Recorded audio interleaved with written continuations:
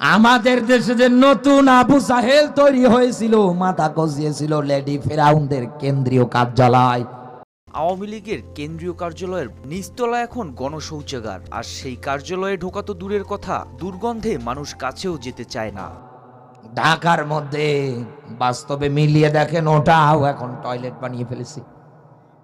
আমি আজকেই দেখলাম, আর টিভি নিউজের মধ্যে প্রকাশ করেছে, এই দেশে যারা আওয়ামী লীগ করত, তাদের যে কেন্দ্রীয় কার্যালয় ছিল ঢাকাতে, কোন জায়গা ঠিকভাবে কিন্তু রাখে নাই, সব ভেঙে চুরমার করে দিয়েছে। যে যা পেয়েছে তাই নিয়ে ওখান থেকে ভেঙে গিয়েছে। এমনকি ওই জায়গাটায় এখন তাকান, মানুষ গণ শৌচাগার বানিয়ে ফেলেছে, তার মানে বাথরুম টয়লেট। দুনিয়ার ফল তো আপনি দেখতে পারলেন। আবু লাহাব কোরআন হাদিসের বিরুদ্ধাচরণ করার কারণে ওর নামটা পর্যন্ত আল্লাহ ঘৃণার কাতারে দিয়েছে। আবু লাহাব এর নামটা পর্যন্ত আল্লাহ ঘৃণার কাতারে দিয়েছে। উম্মে জামিল এর নামটা পর্যন্ত আল্লাহ ঘৃণার কাতারে দিয়েছে। এই বাংলাদেশে এখনো কেউ যদি পরিচয় দেয় আমি আওয়ামী লীগ, ও আগে জুতা পিটা খাবে। এই দেশে কেউ যদি নতুন করে বলে আমি ছাত্রলীগ, ওকে ফাঁসি দিয়ে মারবে। এই কথা বলে বসিয়েছে কে? আরো জোরে বল। কারণ এই ফ্যাসিস্ট সরকার এই 16-17 বছরে সবচাইতে বেশি জুলুম নির্যাতন একাধারে চালিয়েছে এদেশের আলেম ওলামাদের উপরে। চাইতে বেশি নির্যাতনের স্টিমুলার চালিয়েছে হুজুরদের উপরে। মসজিদের মধ্যে হক কথা বললে পর্যন্ত পুলিশ নিয়ে এসে ধরিয়ে দিত। এমনকি মসজিদগুলোতে দোয়া করার ক্ষেত্রেও যদি কোরআনের পাখির নাম নিয়ে দোয়া করতেন, আপনার চাকরির 12টা বেজে যেত। এখন এই দেশের মানুষদের খুঁজে বের করা দরকার, যারা মসজিদের দায়িত্ব পালনের ক্ষেত্রে সভাপতির তালিকায় ছিল, ওদের সবকটারে ধরেন আর একেবারে আস্থা মতো সাইজ করেন। শয়তানের তো একটাও নেই, সাইজ করবেন কি? ওটা আগে পালিয়েছে। একথা বলে না কেন? কি সাইজ করবে? কারণ দেশের 100টা মসজিদের 95টা মসজিদের যারা সভাপতি, সেক্রেটারি, ক্যাশিয়ারির দায়িত্ব পালন করেছে, সবগুলো ওদের 5 গোলাপ। কি ভাব নিয়ে আসে মসজিদে, কি মোশান নিয়ে আসে। আল্লাহর ব্যাখ্যা, মান আমানা বিল্লাহ, সবার প্রথম মসজিদের রক্ষণাবেক্ষণের দায়িত্ব নিতে গেলে ওর ঈমান লাগবে। আর ঈমানদার কারা? ঈমানদারের পরিচয় কি? আল্লাযীনা আমানু ইউকাতিলুনা ফি সাবিলিল্লাহ। এই দুনিয়ায় যারা ঈমানদার, তারা আল্লাহর জমিনে আল্লাহর কোরআন বিধানের বাস্তবায়নের আন্দোলন করে, লড়াই করে, সংগ্রাম করে। আপনি এমন ঈমানদার, কোরআন হাদিসের হক কথা বললে আপনি পুলিশ নিয়ে আসতেন। আলেমদের উপরে নির্যাতন করার জন্য, টর্চার করার জন্য তাকে ভয় দেখিয়েছে, তাকে গ্রেফতার করেছেন।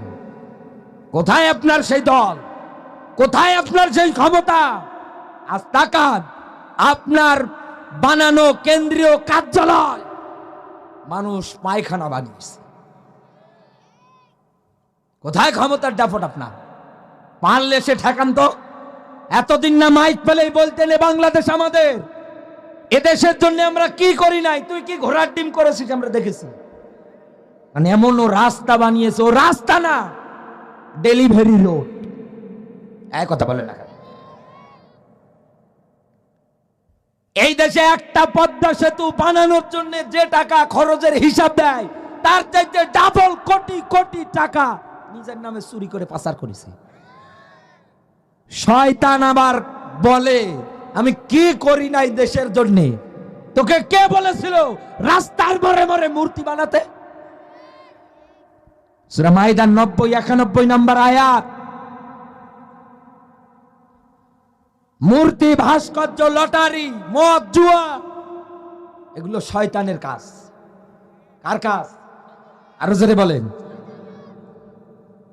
এই দেশে হাজারো মদের দোকানে গিয়ে দেখবেন লাইসেন্সকৃত গণপ্রজাতন্ত্রী বাংলাদেশ সরকার কর্তৃক অনুমোদিত।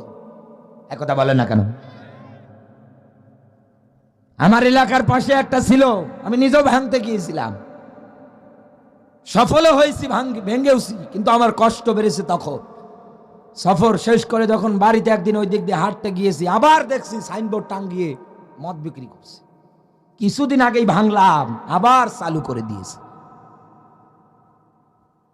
বাস্তবতার নিরিখে আমি বলছি বন্ধু, এই দুনিয়ার ময়দানে এরকম মদের যত ভান্ডার আছে, এতে করে যুব সমাজদের দিন দিন নেশার দিকে ধাবিত হচ্ছে। কারণ দেশের 100টা যুবকের মধ্যে আজ 80টা যুবক এই নেশা। এটা মানতে হবে আপনাকে। কি গু খায় না খায়, চোখ লাল লাল করে, মরার মতো পড়ে আছে, অথচ এটা হারাম। এই হারাম কাজ আপনি বাংলার মাটিতে প্রতিষ্ঠিত করেছেন। আপনার বাবার মূর্তি রাস্তার মোড়ে মোড়ে বানিয়েছে। দেখেন মানুষ আপনাদের কত ভালোবাসে, কত মহব্বত করে। আপনি পালানোর পরে আপনার বাবার মুখে গিয়ে মানুষ মুতু করে দিচ্ছে। এটা মানুষের ছবি, এটা ভাস্কর্য মধ্যে যদি পোশাক করে দেয়, আর আপনার বাবাকে যদি জিন্দা পেত বা আপনাকে যদি জিন্দা পেত, মানুষের সব মনের রাগ উসুল করে নিত। এই কথা বলে আমি এখান থেকে এটাই শিক্ষা দিতে চাই। বিশ্ব নবীর দিনের দাওয়াতে বাধা দিয়ে আবু জাহেল, আবু লাহাব, উতবা, সাইবা, ওয়ালিদ ইবনে মুগিরা, বড় বড় কাফেরের কাট্টা বাচ্চারা যারা বিরুদ্ধাচরণ করেছিল, তাকান তাদের জীবন আল্লাহ পচিয়েছে। শুধু পচাইনি, তাদের বাড়িগুলো ইন্টারন্যাশনাল পায়খানা। এদেশে যারা আওয়ামী লীগ করত, তারাও এরকম হাত ধরেছিল ফিরাউনের, এরকম হাত ধরেছিল নমরুদের, আবু লাহাবের, আবু জাহেলের, এরকম হওয়ার স্বপ্ন দেখেছিল। তাদের আস্থানাগুলো তাকান, আজ ওই রকম মানুষ গণ শৌচাগার, টয়লেট বানিয়েছে। দুনিয়ার ধার আল্লাহ দুনিয়াতে শোধ করে। এই কথা বলে, এরপরে আপনার মরণ হবে। আপনি মনে করছেন আমি একটা নিরপরাধ মানুষকে মেরে ফেললাম, আপনি যত বড় অস্ত্র দিয়ে মেরেছেন, তার চাইতে বড় অস্ত্র তৈরি হবে আপনাকে মারার জন্য।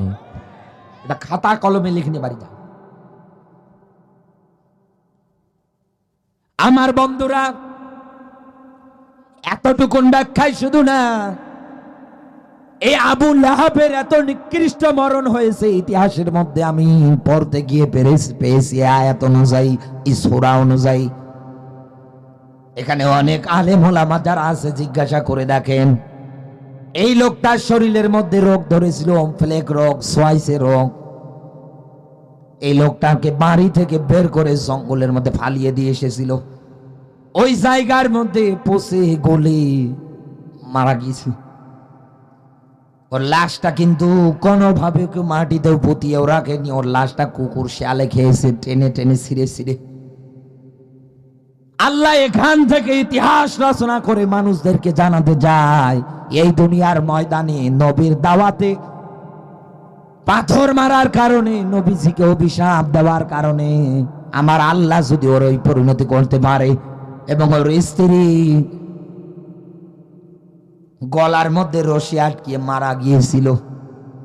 এত নিকৃষ্ট মরণ হয়েছে এদের, এক একটা কাফের বেঈমানদের। এখান থেকে শিক্ষা নাও, আবার দুনিয়ায় যদি তোমরা নাইবে নবীদেরকে এরকম করে কষ্ট দাও, এদের যা হয়েছে তোমাদেরও তাই হবে।